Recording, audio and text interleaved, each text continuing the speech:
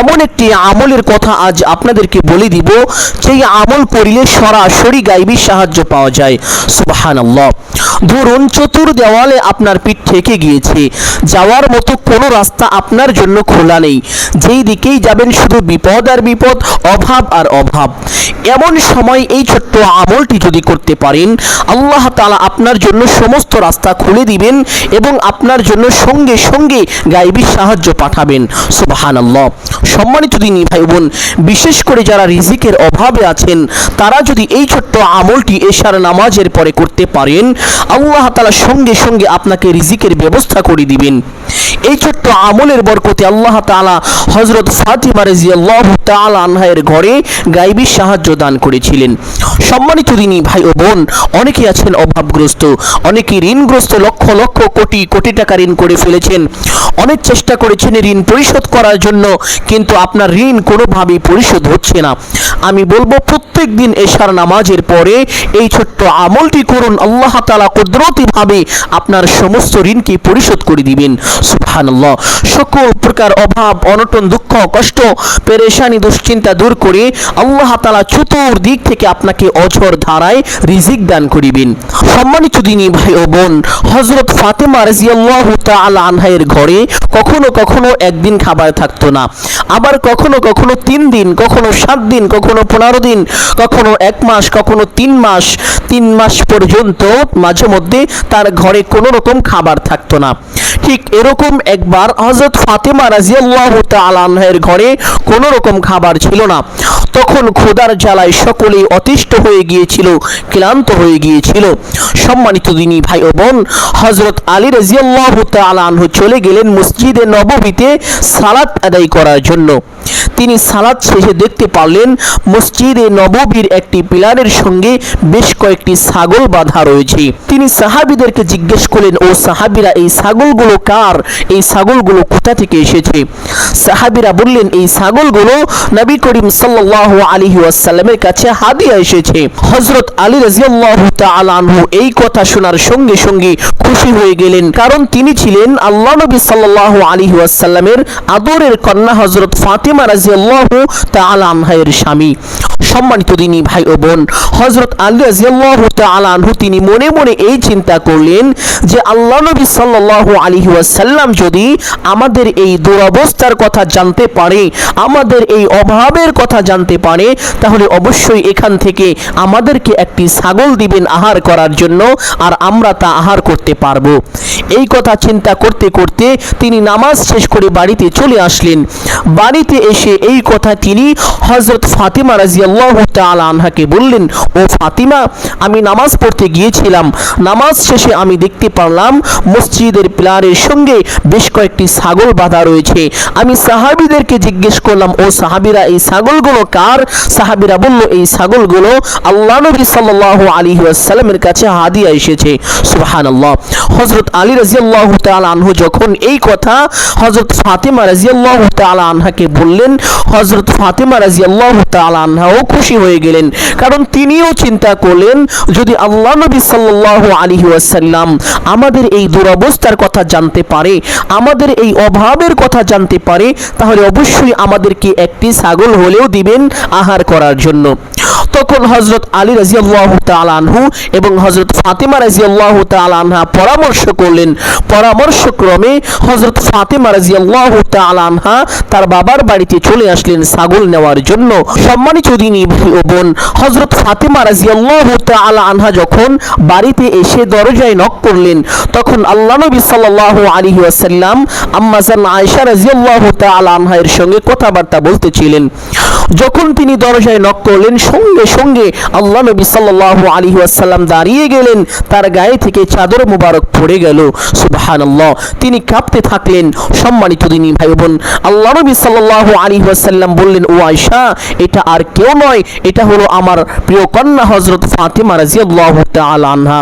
তখন আম্মা জান আয়েশা রাদিয়াল্লাহু তাআলা আনহা দরজা খুলে দিলেন।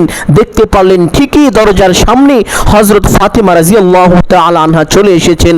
আল্লাহ নবী সাল্লাল্লাহু আলাইহি ওয়াসাল্লাম আম্মা জান আয়েশা রাদিয়াল্লাহু তাআলা আনহাকে বললেন, ও আয়েশা, ফাতেমা তো এমন সময় কখনো আসে না, হয়তো আজকে ফাতেমা কোনো বিপদে পড়ে গিয়েছে, এই জন্যই ফাতেমা এমন সময় এসেছে। অতঃপর হযরত ফাতেমা রাদিয়াল্লাহু তাআলা আনহাকে ঘরে ডাকলেন। ডাকার পরে তার ভালো মন্দ জিজ্ঞেস করলেন, সে কেমন আছে, কি করছে। হযরত ফাতেমা রাদিয়াল্লাহু তাআলা আনহা তার এই দুরবস্থার কথা বলে দিলেন, তার এই অভাবের কথা, তার এই বিপদের কথা আল্লাহ নবী সাল্লাল্লাহু আলাইহি ওয়াসাল্লামের কাছে বলে দিলেন। আল্লাহ নবী সাল্লাল্লাহু আলাইহি ওয়াসাল্লাম বললেন, ও আমার ফাতেমা, আমার কাছে কিছু ছাগল হাদিয়া এসেছে, আমি চাইলে তোমাকে এখান থেকে একটি ছাগল দিয়ে দিতে পারি, কিন্তু অল্প কয়েকদিন খেলেই হয়তো এই ছাগল শেষ হয়ে যাবে, তারপরে আর থাকবে না। কিন্তু আমি তোমার জন্য আরেকটি অপশন দিচ্ছি, তোমাকে এমন একটি আমল দিতে পারি যেই আমল করিলে একদিন নয়, 2 দিন নয়, সারা জীবন আল্লাহ তাআলা তোমাকে রিজিকের ব্যবস্থা করে দিবেন। সুবহানাল্লাহ। হযরত ফাতেমা রাদিয়াল্লাহু তাআলা আনহা ছিলেন অত্যন্ত বুদ্ধিমতী একজন মেয়ে। হযরত ফাতেমা রাদিয়াল্লাহু তাআলা আনহা আল্লাহ নবী সাল্লাল্লাহু আলাইহি ওয়াসাল্লামকে বললেন, ইয়া রাসূলুল্লাহ সাল্লাল্লাহু আলাইহি ওয়াসাল্লাম, আমার ছাগলের প্রয়োজন নেই, আমাকে আমল দিন, আমল শিখিয়ে দিন, আমি আমল করতে চাই। আল্লাহ নবী সাল্লাল্লাহু আলাইহি ওয়াসাল্লাম হযরত ফাতেমা রাদিয়াল্লাহু তাআলা আনহাকে একটি আমল শিক্ষা দিলেন। অতঃপর হযরত ফাতেমা রাদিয়াল্লাহু তাআলা আনহা আমল নিয়ে বাড়ির উদ্দেশ্যে রওনা করলেন। তিনি আস্তে আস্তে বাড়িতে আসতে লাগলেন, আর ওইদিকে হযরত আলী রাদিয়াল্লাহু তাআলা আনহু ছুরিতে ধার দিচ্ছিলেন এবং কলা পাতা বিছাচ্ছিলেন। এই চিন্তা করে যে ফাতেমা রাদিয়াল্লাহু তাআলা আনহা ছাগল আনবে, আমরা সেই ছাগল জবাই করব। সম্মানিত দিনী ভাই ও বোন, হঠাৎ করে হযরত আলী রাদিয়াল্লাহু তাআলা আনহু দেখতে পারলেন ফাতেমা রাদিয়াল্লাহু তাআলা আনহা বাড়ির কাছে চলে এসেছেন, কিন্তু তার হাতে কোনো ছাগল নেই, কোনো খাবারও নেই। হযরত আলী রাদিয়াল্লাহু তাআলা আনহার মনটা ভেঙে গেল, তিনি কষ্ট পেলেন।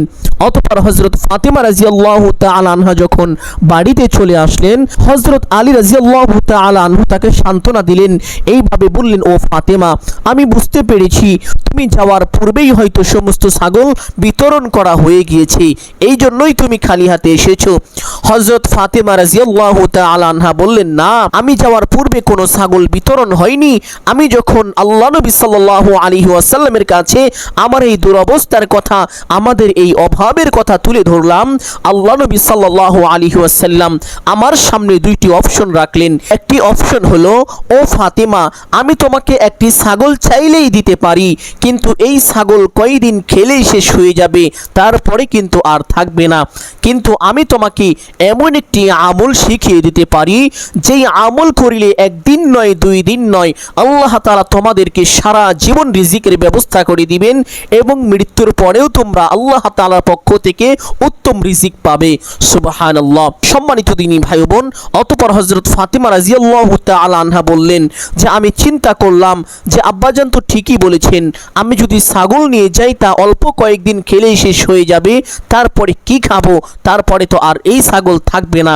কিন্তু আমি যদি এই আমলটি নিয়ে যাই তাহলে সারা জীবন আল্লাহ তাআলা আমাদেরকে রিজিক দান করিবেন, এটাই তো ভালো।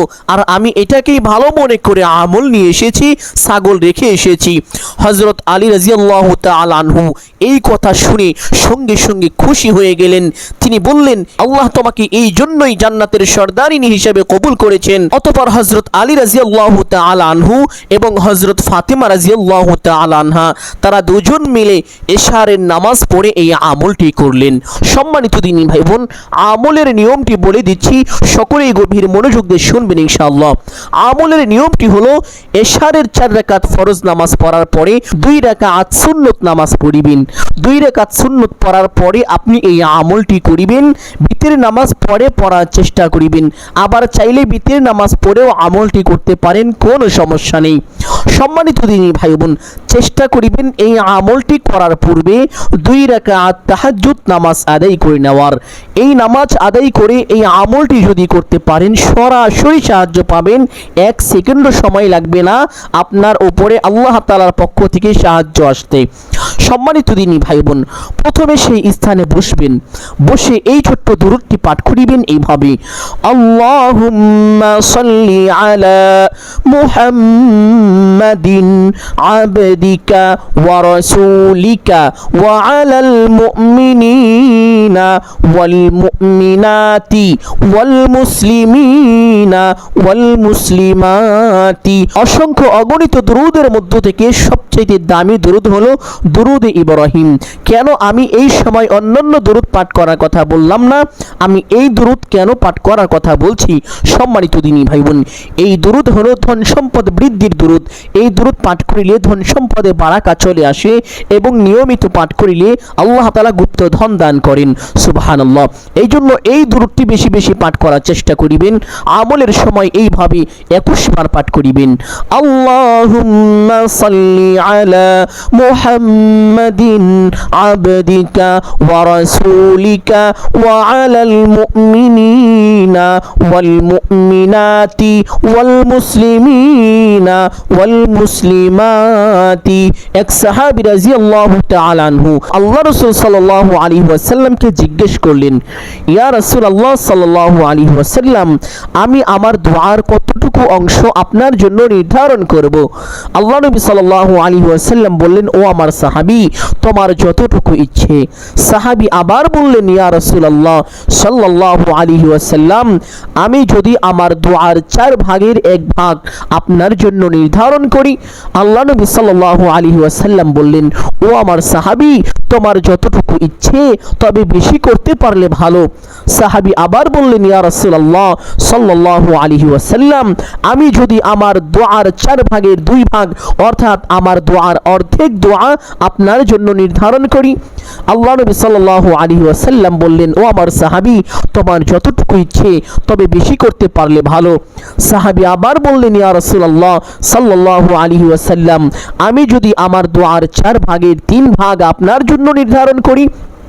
আল্লাহ নবী সাল্লাল্লাহু আলাইহি ওয়াসাল্লাম বললেন, ও আমার সাহাবী, তোমার যতটুকু ইচ্ছে, তবে বেশি করতে পারলে ভালো। সাহাবী আবার বললেন, ইয়া রাসূলুল্লাহ সাল্লাল্লাহু আলাইহি ওয়াসাল্লাম, আমি যদি আমার দুআর 4 ভাগের 4 ভাগই আপনার জন্য নির্ধারণ করি, অর্থাৎ সাহাবী বলেছেন, ইয়া রাসূলুল্লাহ সাল্লাল্লাহু আলাইহি ওয়াসাল্লাম, আমি যদি আমার সমস্ত দোয়া শুধু আপনার জন্যই করি? আল্লাহ নবী সাল্লাল্লাহু আলাইহি ওয়াসাল্লাম সঙ্গে সঙ্গে বললেন, ও আমার সাহাবী, তাহলে তো তোমার সমস্ত উদ্দেশ্য পূরণ হয়ে যাবে, আল্লাহ তাআলা তোমার সকল উদ্দেশ্যকে পূরণ করে দিবেন। সুবহানাল্লাহ। এই হাদিস থেকে বোঝা যায়, আপনি যেই উদ্দেশ্য নিয়ে দুরূদ পাঠ করিবেন, আল্লাহ তাআলা আপনার ওই উদ্দেশ্যকে পূরণ করে দিবেন। আপনি যদি রিজিকের অভাবে থাকেন, আপনি যদি এই উদ্দেশ্যে আল্লাহ তাআলার কাছে সাহায্য চাওয়ার জন্য দুরূদ পাঠ করেন, আল্লাহ তাআলা আপনার অভাবকে দূর করে চতুর্দিক থেকে অঝর ধারায় বৃষ্টির মতো রিজিক দান করিবেন। সুবহানাল্লাহ। সম্মানিত দিনী ভাই বোন, এই জন্য বেশি বেশি দুরূদ পাঠ করার চেষ্টা করিবেন। আমলের সময় অবশ্যই 21 বার এই ছোট্ট দুরূদটি সহিহ শুদ্ধ করে পাঠ করিবেন, আল্লাহুম্মা সাল্লি আলা মুহাম্মাদিন আবদিকা ওয়া রাসূলিকা ওয়া আলাল মুমিনিনা ওয়াল মুমিনাতি ওয়াল মুসলিমিনা ওয়াল মুসলিমাতি। দুরূদ এইভাবে 21 বার পাঠ করার পরে একটি ছোট্ট ইস্তেগফার এইভাবে পাঠ করিবেন, আস্তাগফিরুল্লাহ আস্তাগফিরুল্লাহ। পবিত্র হাদিসের মধ্যে এসেছে, আল্লাহ নবী সাল্লাল্লাহু আলাইহি ওয়াসাল্লাম বলেছেন, যেই ব্যক্তি বেশি বেশি ইস্তেগফার করবে, আল্লাহ তাআলা তার সংকটকে দূর করে দিবেন, তার অভাবকে দূর করে আল্লাহ তাআলা তাকে অকল্পনীয়ভাবে রিজিক দান করিবেন। সুবহানাল্লাহ। শুধু তাই নয়, ইস্তেগফার পাঠ করিলে আল্লাহ তাআলা বান্দার জীবনের যৌবনের সমস্ত গুনাহকে ক্ষমা করে দিবেন।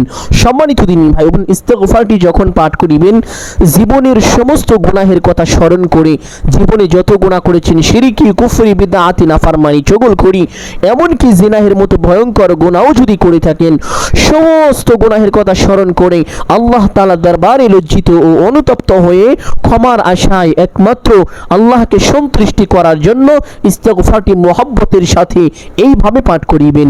আস্তাগফিরুল্লাহ আস্তাগফিরুল্লাহ আস্তাগফিরুল্লাহ। ইস্তেগফারটি এইভাবে 21 বার আমলের সময় পাঠ করিবেন। পাঠ করার পরে সেই দোয়াটি পাঠ করিবেন। আল্লাহুম্মা ইয়া আউওয়ালাল আউওয়ালিন ইয়া আখিরাল আখিরিন ইয়া যাল কুওয়াতিল মাতিন ইয়া রাহিমাল মাসাকিন ইয়া আরহামার রাহিমিন। দোয়াটি 21 বার এইভাবে পাঠ করার পরে আবার সেই দরুদটি 21 বার পাঠ করিবেন। আল্লাহুম্মা সাল্লি আলা মুহাম্মাদিন আবদিকা ওয়া রাসূলিকা ওয়া আলাল মুমিনিনা ওয়াল মুমিনাত ওয়াল মুসলিমিনা ওয়াল মুসলিমাত। 21 বার এইভাবে দরুদ পাঠ করার পরে দোয়া মুনাজাত করিবেন এইভাবে। আলহামদুলিল্লাহি রাব্বিল আলামিন ওয়াস সালাতু ওয়াস সালামু আলা সাইয়্যিদিল আমবিয়াই ওয়াল মুরসালিন। অতঃপর আপনার যাহা কিছু প্রয়োজন সমস্ত কিছু আল্লাহ তাআলার কাছে চাইবেন। চাওয়া শেষ করে একবার বলবেন, হে আল্লাহ, আপনার হাবিবের উসিলা করে আমার দোয়া মুনাজাত কবুল আর মঞ্জুর করে নিন। অতঃপর 3 বার বলবেন, আমিন আমিন আমিন বিরহমাতিকা ইয়া আরহামার রাহিমিন। এইভাবে প্রত্যেকদিন ইশারা নামাজের পরে যদি এই আমলটি করতে পারেন, জীবনে কোনোদিন কারো কাছে হাত পাততে হবে না, কোনো কিছু চাইতে হবে না। আপনার যখন যা কিছু প্রয়োজন হবে স্বয়ং আল্লাহ তাআলা গায়বীভাবে আপনাকে তা ব্যবস্থা করে দিবেন। আপনি অবাক হয়ে যাবেন, আশ্চর্য হয়ে যাবেন, এমন এমন জায়গা থেকে আল্লাহ তাআলা আপনাকে রিজিক দান করিবেন। সুবহানাল্লাহ। সম্মানিত দিনী ভাই বোন, আমি আশা করছি আজকের এই আমলটি আপনাদের সকলের জন্য অত্যন্ত গুরুত্বপূর্ণ এবং উপকারী ছিল। অতএব সকলকে বলবো সাদগায়ে জারিয়ার উদ্দেশ্যে কমপক্ষে একটি হলেও শেয়ার করে দিবেন। যদি ভিডিওটি ভালো লাগে একটি লাইক করবেন, কমেন্টে আমিন বলে দোয়ায় শরীক থাকবেন। যারা এই চ্যানেলের নতুন দর্শক রয়েছেন চেষ্টা করিবেন চ্যানেলটি সাবস্ক্রাইব করে রাখার জন্য। সকলের জন্য অন্তর থেকে দোয়া করি আল্লাহ তাআলা সকলকে ভালো রাখুন, সুস্থ রাখুন, জানে মালে কামায় রুজিতে প্রচুর পরিমাণ বরকত দান করুন। সকলেই বলি আমিন সুম্মা আমিন। আসসালামু আলাইকুম ওয়া রাহমাতুল্লাহি ওয়া বারাকাতুহু।